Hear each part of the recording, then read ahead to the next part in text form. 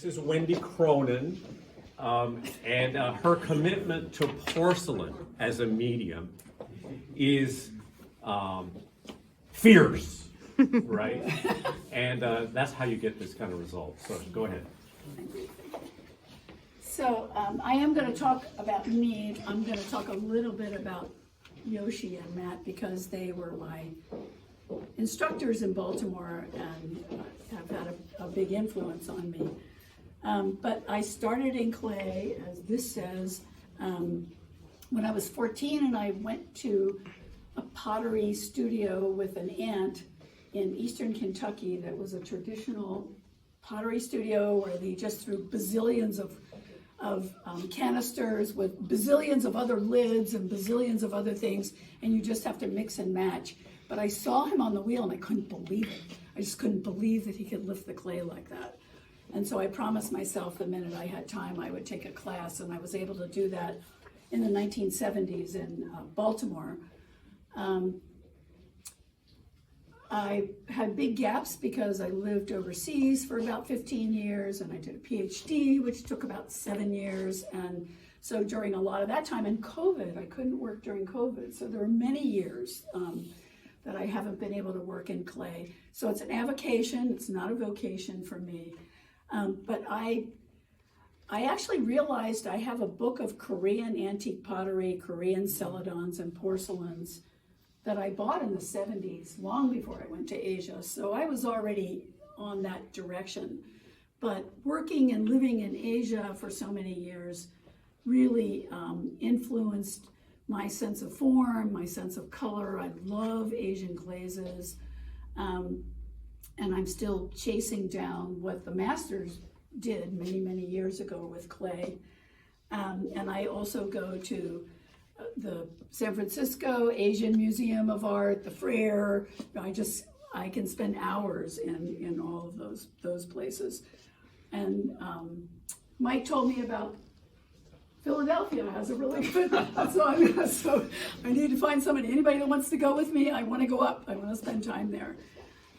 I want to tell you a little bit about porcelain. Porcelain is different from other clays. It's a combination of kaolin, which is a common clay, and then another material that's sometimes called patuns or china clay. It's actually a stone, but it melts at high temperatures. And if that's mixed with the kaolin, you end up with this porcelain, which is white, which is hard, strong, but also if I put a light bulb in here, you'd be able to see light coming through, because if it's thin enough, porcelain is translucent. And for me, that's just magical that you have something that is harder than other clays, strong, can handle all sorts of heat shocks, and yet is thin enough that you can actually see through it. So these get fired somewhere between 22 and 2400 degrees, just to give you an idea of how hot the kiln is when we fire these porcelain pots. Then I want to talk a little bit about dragons. I have my list. I'm going to talk a little bit about dragons. It turns out the Lunar New Year is actually the year of the dragon, which I didn't realize when I was off on my dragon fetish. I like dragons. I have this antique pot that I bought in an antique place in a shop in the Philippines. Dragons are a common theme on Asian pottery, especially, and I work a lot with Tibetans in public health, and dragons are a big part of their iconography. So this is the year of the dragon. It's actually the year of the wood dragon, which means growth and change. So this is a year for growth and change for people born in this year. But one of the things I wanted to mention is this pot has a dragon, but it also has a phoenix, which usually sort of looks like a pheasant, but it's a really fancy pheasant. And a dragon is often strength and wisdom. The phoenix, the name, which I won't repeat because I couldn't pronounce it correctly in Chinese, actually means yin yang. And when they put the phoenix with the dragon, which is a very common combination, it means harmony between opposites in the universe. which I love. So next year, when I come back, you're gonna see a dragon on one side, and you're gonna see a phoenix on the other, but I haven't tackled a phoenix yet, because it looks really complicated. So I wanted to talk a little bit about carving. So the pots are thrown on the wheel, and when they're called leather hard, really leather hard, so that they maintain their shape while you kind of batter them, I brought a show and tell for you. You can get it out. You take this little tiny thing, which is the same tool that Yoshi uses for his carving, to carve out the design that you want, and then you choose a glaze that will show off that design. So for me, I use a celadon clear glaze, but it settles in the areas where the carving is, so that you can see the design. What Yoshi does is actually he fills it with a glaze that's black, and then he wipes it off, so that he ends up with raw clay except where the glaze is left. And so we have different approaches, but both approaches are to show to accent the carving that you do. And then I want to talk briefly about these other guys. I mean, Yoshi's Japanese. His work also has a flair of Asia. And when he first came to Baltimore Clay Works, his work was also in celadon with a kind of more Asian feel. Now he has often a lot of designs, and you'll see on the pots on the other side of this wall.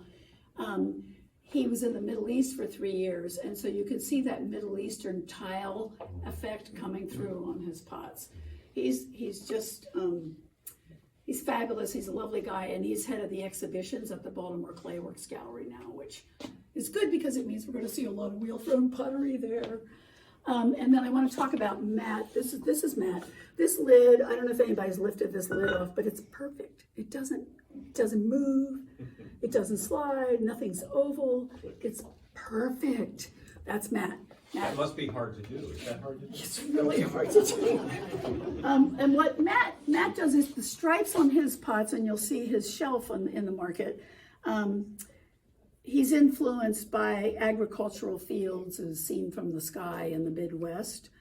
But then he uses a Shino glaze. He likes atmospheric glazes. He uses a Shino glaze. He fires at high temperature reduction. But after he glazes, but before he puts it in the kiln, he throws wood ash on his pots. And so all this red and all these beautiful colored drips, these green drips, that's all wood ash that he puts on his pots. And you can see the variety if you look at his shelf around the corner. So what I learned from Yoshi was carving. What I learned from Matt, I think, was really thinking about form and shape. And I often could throw a pot and then I couldn't tell why I didn't like it. He taught me to begin to look for what isn't working and what is working, and to be able to articulate that. So these guys are both really special in my life. And then the third one is Rick Biscayr, who's in Florida right now, unfortunately visiting his dad. But he also works in porcelain. I was so thrilled to finally find a porcelain potter who would like to teach about porcelain. And so I learned a little bit more about throwing porcelain. Porcelain's different than throwing other clays.